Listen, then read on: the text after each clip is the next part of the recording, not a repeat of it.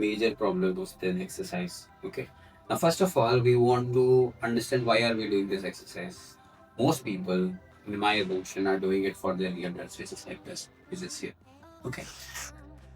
Now, what people do is they usually try to pull this like this and then try to rotate because they believe that rear delts are involved in rotation, which is true.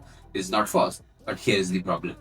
As if I do something like this, let's say you're holding a cable and she is pulling like this and this and this and this. Okay. Now, what you would think of this exercise? This exercise would suddenly in your mind will start becoming something related to your elbow flexors, the ones that bend your elbow, right? Not really biceps. We'll discuss that in a separate video, but two other elbow flexors, which is brachialis and brachioradialis.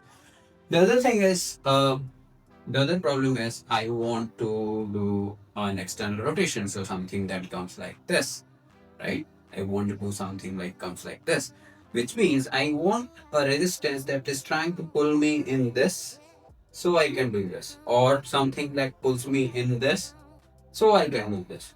So the resistance is always has to align against your muscles line up. Okay. So here's what I'll show you the issue.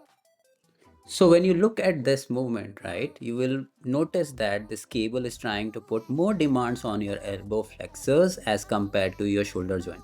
So what I would want you to do is use two ropes and pull it apart like this. Okay, this way you are having, if I draw a line from the cable straight, it aligns with your forearms and it has more distance from the shoulder joint, which means it will target more of your rear delts. The other thing that I want you to think about it is you might want to reduce the amount of shoulder blade squeeze that you do. Now this is hard. This is more of an intent thing that you will have to focus too much on. But the idea is if you try not to move the shoulder blades too much and then just move the arms out, you will feel your rear delts working a little more. And even if you think from biomechanically, it makes more sense because if you want to bring 2 points close to each other, we would want one point to be steady. So one bone to be steady so that the other bone can move close to each other. The second thing is like this one. This is the external rotation exercise that you can do separately as compared to doing it together in the typical face pull version that you see people doing. So the idea is like you have to turn your arms in when you go down and turn your arms out as you come up. And you can also cuff it higher on your elbows to make it a little more easier.